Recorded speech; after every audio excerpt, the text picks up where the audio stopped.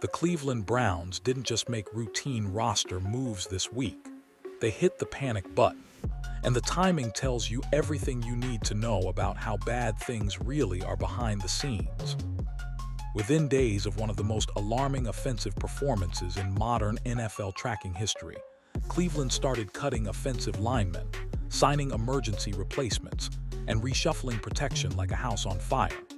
This wasn't planned development. This wasn't long-term strategy. This was reaction. And it came immediately after Shedeur Sanders was subjected to a jaw-dropping 48% pressure rate in a single game, the highest ever recorded since advanced tracking became standard. Let that sink in. Nearly half the time he dropped back, pressure was already there. That's not rookie struggles, that's structural failure. Fans noticed, analysts noticed, even longtime draft voices like Mel Kiper Jr. started sounding alarms, openly questioning how any organization could allow a young quarterback to be put in that position. And yet somehow, the narrative still tried to drift towards surface-level stats instead of the chaos happening up front. Here, where it gets uncomfortable. These roster moves didn't happen in a vacuum. They happened after public embarrassment, after national attention, after the league saw, on tape, a quarterback being asked to survive behind a protection unit made up of late additions, position shuffling, and players who barely had time to learn the system. That's not development, that's exposure.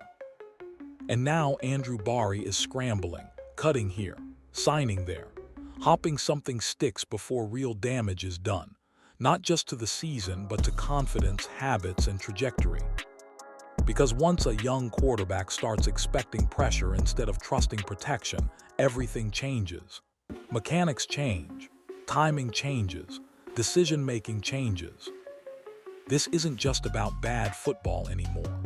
It's about whether the Browns realize their mistake early enough to undo it, or whether they're already trying to clean up a mess that should have never existed in the first place.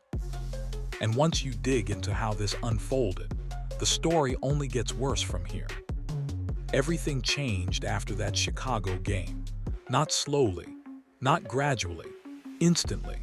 Because what happened on that field wasn't just another rough outing. It was a red alert moment that forced the Cleveland Browns to confront a problem they could no longer downplay. Against the Chicago Bears, Shedeur Sanders faced pressure on nearly half of his dropbacks. A staggering number that doesn't just rank poorly. It sits at the very top of modern NFL tracking as one of the worst protection performances ever recorded. This wasn't about one blown assignment or a dominant defender having a great night.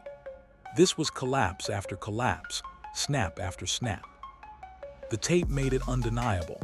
Rushers came free immediately. Pockets evaporated before routes could develop. On several plays, Shedeur barely finished his drop before bracing for contact.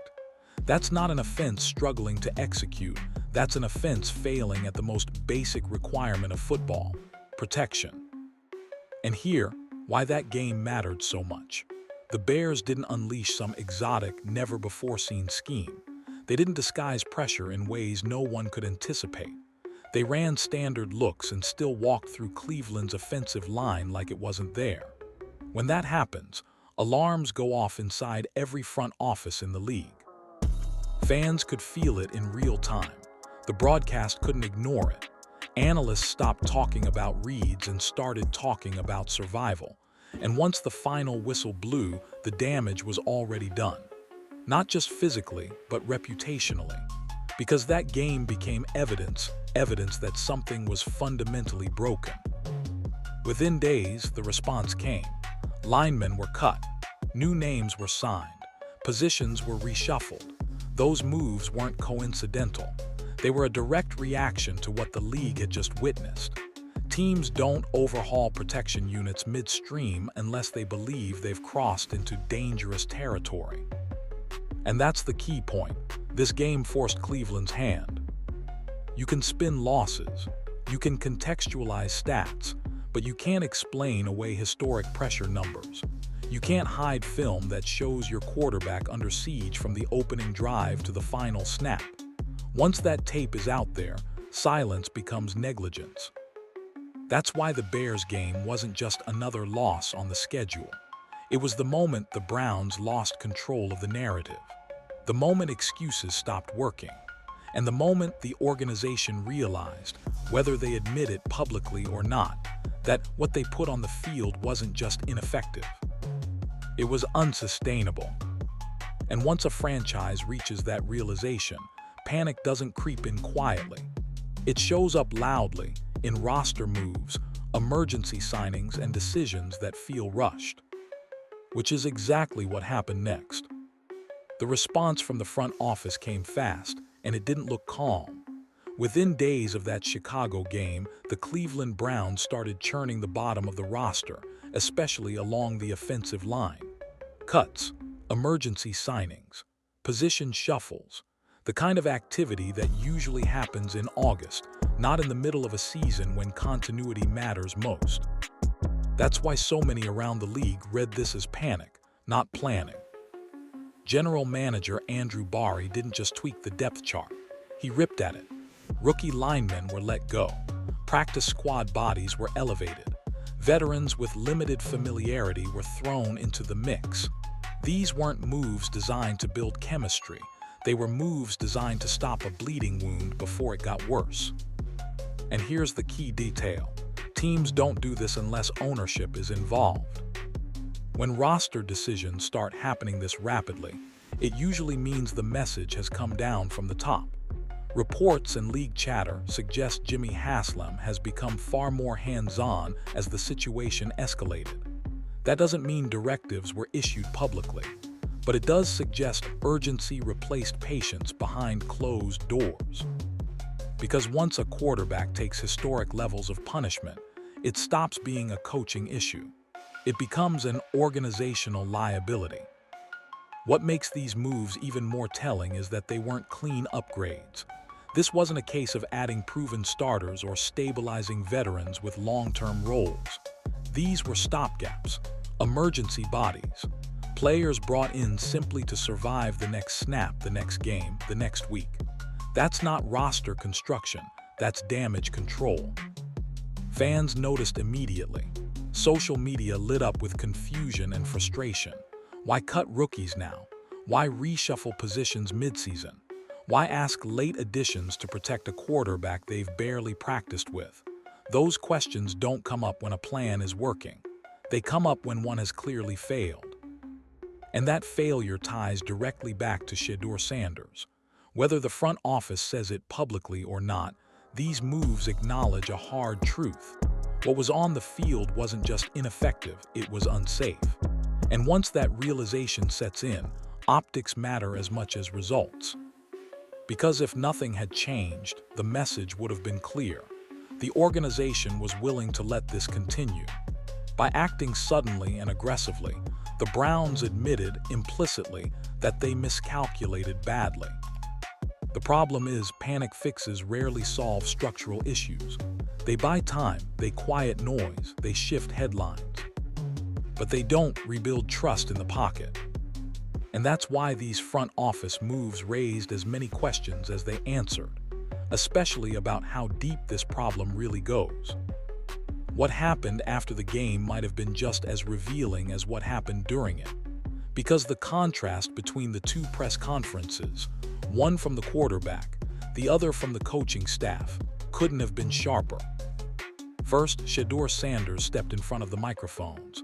Fresh off a game where he absorbed historic pressure, he didn't flinch.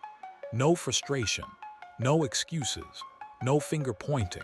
Instead, he spoke calmly about adjustments, about learning the speed of the NFL, about getting better week by week. He owned what he could control and carefully avoided criticizing anyone else. That matters. Young quarterbacks are often quick to defend themselves when the situation is clearly stacked against them. Shedeur didn't do that. He understood the politics of the room. He understood how narratives form, and he chose professionalism over protection. That's leadership, especially when the tape would have justified far harsher words. But then came the shift.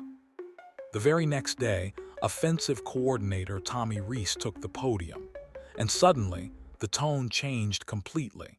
Instead of accountability, explanations poured out, whether conditions were mentioned. Communication issues were blamed on the cold. Even the quarterback's headset was brought up as a reason for late calls and confusion. That explanation raised immediate eyebrows. This is the NFL, a league that has played through freezing temperatures for decades. Green Bay, Buffalo, Pittsburgh, Minnesota. Cold weather isn't new, and neither is headset technology. So when those factors are cited as primary obstacles, it doesn't sound like problem solving. It sounds like deflection. Reese went further, insisting that the failures were collective, that no one coach, no one player, no one unit deserved specific blame. On the surface, that sounds fair. But when placed next to how the quarterback was questioned the day before about completion percentage, mechanics, and regression, the double standard became impossible to ignore. Here's the contrast fans picked up on instantly. When things go wrong structurally, play calls late, protections blown, communication failing, accountability becomes vague, shared, spread thin. But when surface-level stats dip, the microscope zooms straight in on the rookie quarterback. That imbalance isn't subtle, it shapes perception. And perception becomes narrative. Shedeur absorbed blame without deflecting. The coaching staff absorbed criticism by dispersing it. That difference matters, especially inside a locker room, because players notice who shoulders pressure publicly and who redirects it. None of this proves malicious intent. Coaches protect their units. That's part of the job. But the contrast between those two press conferences revealed something important. One side embraced responsibility quietly, while the other worked hard to soften it. And once fans saw that contrast, the conversation shifted. Because if the quarterback can stand there after being hit all night and still own his performance, then the bar for accountability elsewhere naturally rises. And that's where the real questions began. This is where the situation stops being just about bad football and starts feeling organizational. Because once accountability becomes vague, problems don't get fixed, they get buried. After the explanations about weather, headsets, and collective responsibility, a pattern became clear. Whenever the conversation drifted toward structural failures, play calls coming in late, confusion at the line, protections breaking down instantly, responsibility suddenly dissolved into a group concept. No one person, no one unit, just all of us. On the surface, that sounds fair, but in practice, it creates a shield. And that shield wasn't extended equally. When Shedeur Sanders was questioned, the focus was sharp and specific. Completion percentage, accuracy, adjustments, growth. The microscope zoomed in tightly. But when the questions turned toward coaching execution or protection breakdowns, the language softened. The edges blurred. Accountability became abstract. That contrast didn't go unnoticed. This is how messaging shapes narratives. When failures are framed as collective, no single area gets corrected publicly. Coaches stay protected. Veterans avoid scrutiny. And the burden quietly shifts toward the most visible position on the field, the quarterback, even when the root causes are clearly elsewhere. It's important to say this clearly. No one from the Cleveland Browns outright blamed Shedeur, but they didn't redirect blame either. And silence can be just as loud. When systemic issues aren't addressed head-on, fans and media naturally fill in the gaps. What made this moment especially frustrating for many was the timing. This wasn't early season growing pains. This was after a game where the offense looked disorganized from snap one. Late calls, protection mismatches, players visibly unsure of assignments. Those aren't quarterback-controlled variables. Those are preparation and communication issues. Yet instead of owning those failures directly, the messaging leaned toward normalization. It happens. We'll clean it up. Everyone shares responsibility. That language lowers urgency. It implies the problems are routine rather than alarming. And here's the deeper issue. When accountability is spread evenly, it's rarely felt evenly. Young players absorb it more. Quarterbacks absorb it publicly. Coaches absorb it privately, if at all. That imbalance is how confidence erodes without anyone meaning for it to.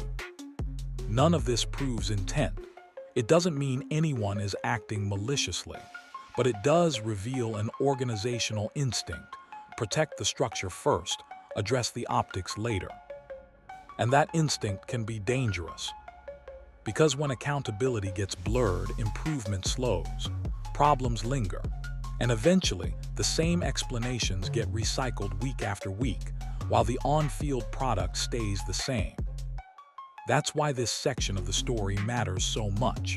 Not because of what was said, but because of what accountability wasn't clearly claimed. And once that line gets crossed, fixing football problems becomes a lot harder than explaining them away. Once emotions cooled and people stopped arguing narratives, attention shifted to something far more concrete: the names on the offensive line. Because when you strip everything else away, protection failures don't happen in the abstract. They happen because specific players are put in impossible situations. Against Chicago, Shedeur Sanders wasn't standing behind a stable, cohesive unit. He was operating behind a lineup that looked like it was assembled in real time. Late additions, position shuffling, emergency replacements, players learning assignments on the fly while facing NFL pass rushers whose sole job is to destroy timing. At left tackle, Cleveland leaned on Cam Robinson, a journeyman who joined late and had minimal time to build chemistry. At left guard, Joel Bitonio did what he could, but even elite veterans can't block for 5 people at once. The center and right guard spots rotated through players still learning protections, while the right tackle position remained unsettled and inconsistent. And it didn't stop there. Injuries forced in-game shuffling. Players slid into unfamiliar roles. Emergency backups were pressed into meaningful snaps. By the second half, the unit on the field barely resembled anything Cleveland could have reasonably practiced as a starting group. That matters more than fans sometimes realize. Offensive line play depends on trust, timing, and communication, things that don't exist when lineups change drive to drive. This wasn't the opening day offensive line, not even close. Several players on the field began the season as reserves or practice squad depth. Some weren't expected to play meaningful snaps at all. Yet here they were, tasked with protecting a rookie quarterback against a professional defensive front. Fans online exaggerated for humor, calling them gym teachers and plumbers. That's obviously hyperbole, but the underlying point landed. The situation looked chaotic, not competitive. And chaos breeds mistakes. Missed assignments don't always come from lack of effort. They often come from unfamiliarity, unsure who's passing off a stunt, unsure who's responsible for the looping defender, unsure whether help is coming. When that uncertainty exists, pressure looks instantaneous, and it did. What makes this even more frustrating is that the organization knows this. These weren't surprise injuries. Depth issues had been visible for weeks, yet the response only came after the league saw historic pressure numbers on tape. That's why fans are asking uncomfortable questions, not accusations, questions. Why was this allowed to reach that point? Why was a rookie quarterback asked to survive behind such instability before changes were made? Because when you look at who was actually blocking that day, the story becomes less about quarterback performance and more about organizational preparedness. And once that realization sets in, it reframes everything that came before and everything that follows. This is where the conversation shifts into more uncomfortable territory, and it's important to slow down and be precise here. What follows is speculation and reporting chatter, not confirmed fact. But when the same questions keep surfacing from different corners, they deserve to be examined carefully. Over the past few weeks, there's been growing buzz around the Cleveland Browns locker room, particularly on the offensive side of the ball. Rumors suggest that not everyone is fully aligned with how the offense is being run, or with the attention surrounding Shedeur Sanders. Some reports claim that a few veterans have privately expressed frustration, not necessarily with Shedeur's play, but with the spotlight that comes with him. To be clear, there is no proof that anyone is intentionally giving less effort. That would be a serious accusation, and no credible outlet has confirmed anything close to that. But when fans and analysts rewatch the film, certain moments raise eyebrows.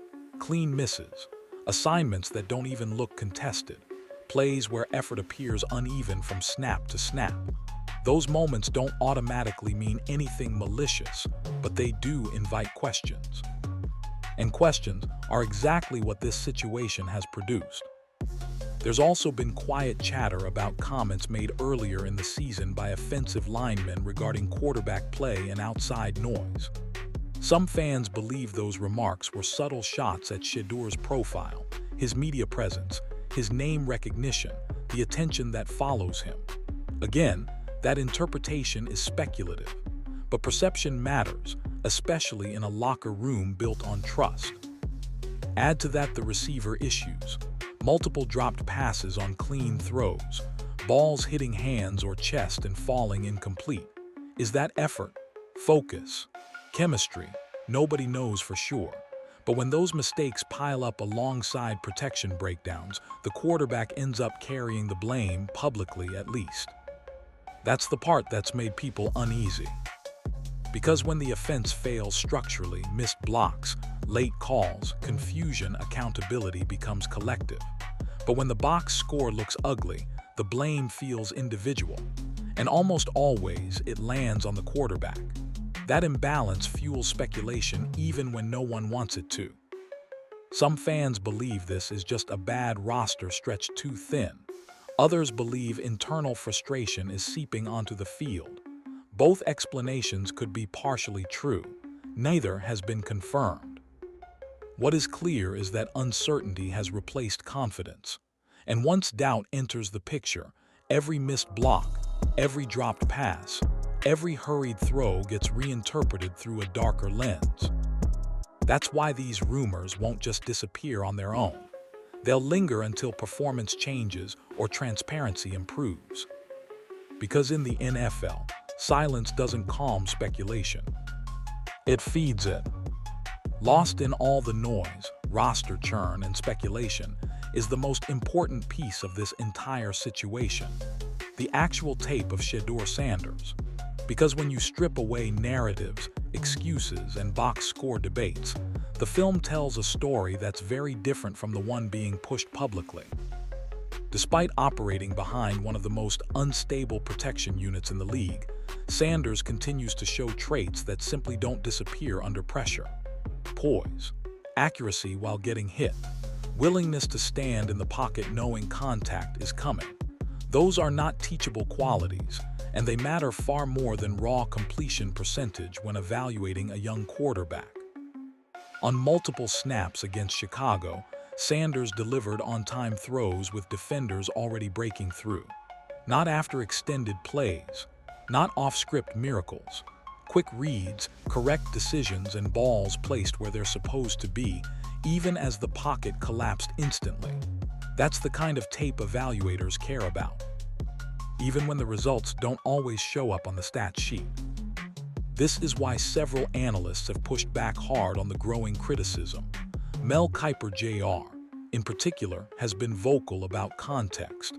His stance has been clear. You can't evaluate a quarterback fairly when the environment around him is actively working against fundamental execution. Protection changes everything. And right now, Sanders hasn't had it.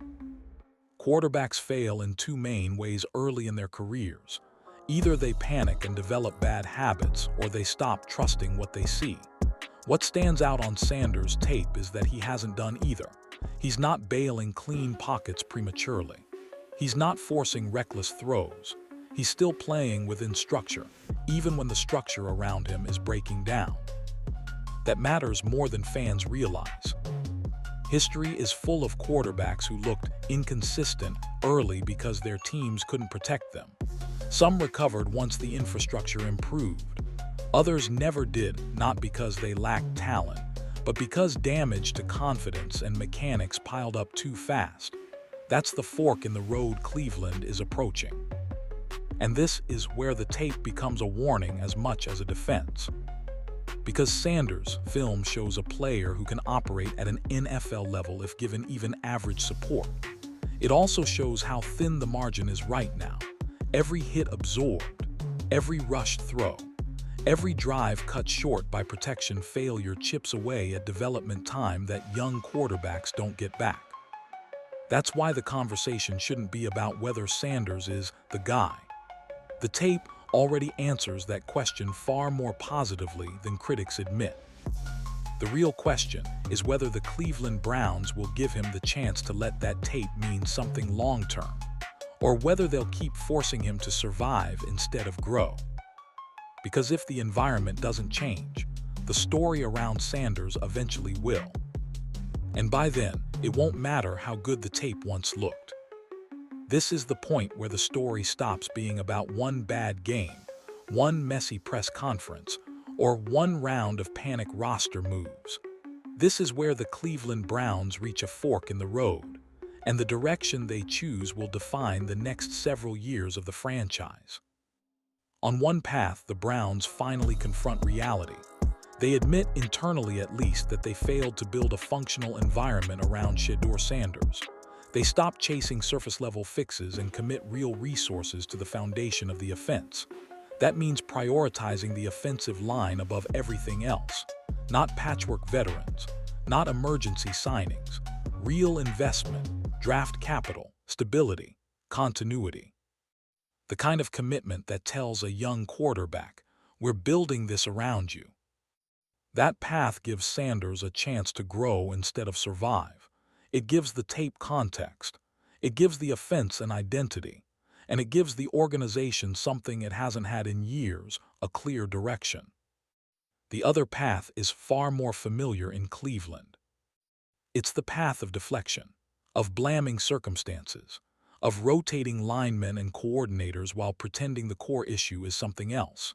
It's the path where pressure stays high, confidence erodes quietly, and narratives harden before development has time to take root. On that road, the quarterback eventually becomes the story, not because he failed, but because the situation around him never stopped failing him. And that's the danger zone. Because once a young quarterback gets labeled unfairly, the league rarely waits around for context to catch up. Windows close, opinions lock in, and franchises spend years trying to undo damage that could have been prevented with better planning and accountability. What makes this moment so critical is that the Browns still have time. They still have draft capital. They still have analysts, including voices like Mel Kiper Jr., openly pointing to the solution. And they still have a quarterback whose tape shows resilience, composure, and NFL-level ability under circumstances most players wouldn't survive. But time doesn't pause. Every week of unstable protection speeds the clock up. Every rushed decision compounds the problem.